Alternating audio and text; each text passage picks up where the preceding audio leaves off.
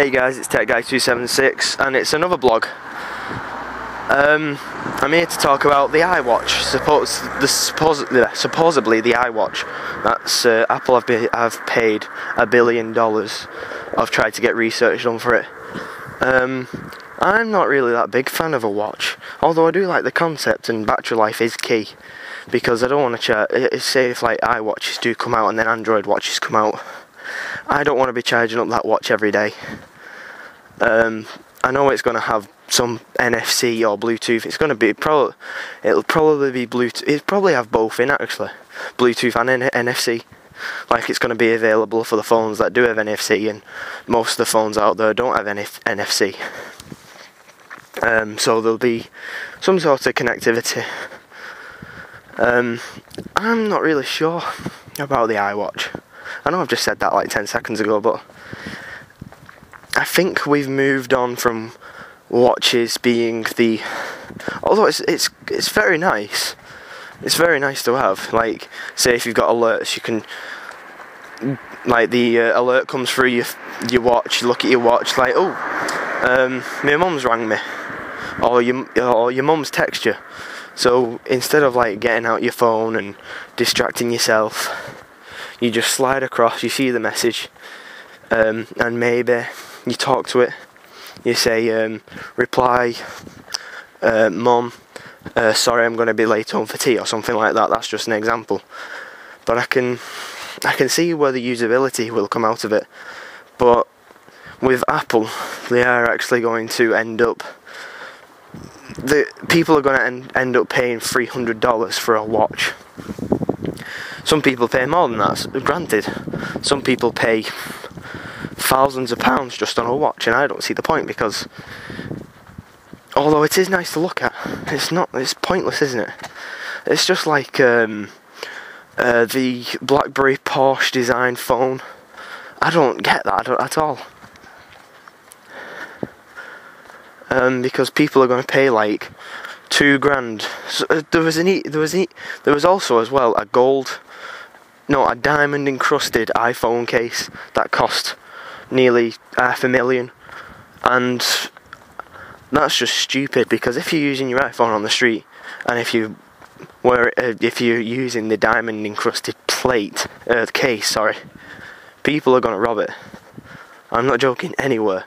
Say if I was just walking down a normal street and there was a guy behind me, a normal guy, I would have thought, he's got a diamond encrusted plate, and I'd steal it, run off with it. And there's a guy behind me now, and I'm not using a diamond encrusted plate, and he's not robbing me, so my theory is correct. Yeah, the iWatch, I can see where it could be useful. Or you could just like have a quick internet search or something like that. Although, I wonder what the limitations are. Because you'd get the iWatch, you connect it up, and you'd have alerts, you'd have your time, maybe you'd have your music, maybe. Or, unless, you can switch it, like it's one of them magnetic watches, where you just like put it on your wrist and it clips together, and it just wraps around your wrist. That could be quite good, because say if you were going for a jog, you could take it off your wrist and smack it on your arm, and then your phone, so let's say it stores 64 gigabytes of music, you could end up Bluetoothing that music to your iWatch, and then putting earphones in that iWatch, and then listening to music through the iWatch. So I can see where, I don't know if Apple could be including those features, I'm not sure, but it'd be quite good features. I don't know, we're expecting something this year, like 2001, the iPod, 2004, iPod Nano, 2007, iPhone, 2010, iPad, 2013, question mark. So it's just, there's loads of possibilities that could be made with Apple. I'm not sure where they're going with this. Everyone's expecting a new iPad 5. Okay, my friend does say in college Apple do bring out too many devices, which is true, but it's not, because technology moves so fast. I said this to him many times. Technology moves way too fast. We've got phones now that are more faster and more just better than our PCs, because I don't know what it is. Samsung and Nvidia have tried to push all of this high-tense graphics into a mobile device, let's say for games like Shadowgun, which actually use the Nvidia Tegra 3 processor to its maximum. That's what it's designed to do. But for everything else, it's for phone, it's for texting, it's for mail, it's for web, although they might be faster than ordinary single-core phones, but I'm not really that bothered. It just quad-core phones and eight cores as well. Don't get me started on 8 cores. Samsung have announced an 8-core CPU for their phones, and that's astonishing because they're all powered at 1.2 or 1.5 gigahertz each. Who needs that much processing power in their phone? You know what would be a good way? And I don't know if somebody's actually done it.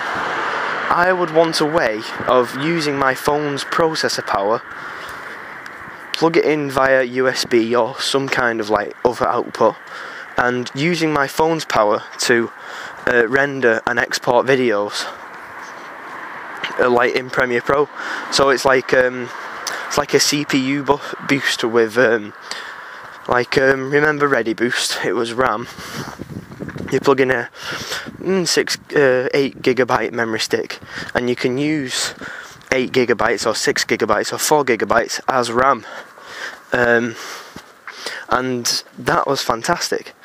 And now if there's a way of using our phone's CPU power, because apparently we've got too many cores in our phones, why don't we use those CPUs in our phones to process stuff even faster? Okay, they might not designed, but if there was a way of rooting your phone, or rooting our phone, and using just a core, it doesn't have to be all 80 cores.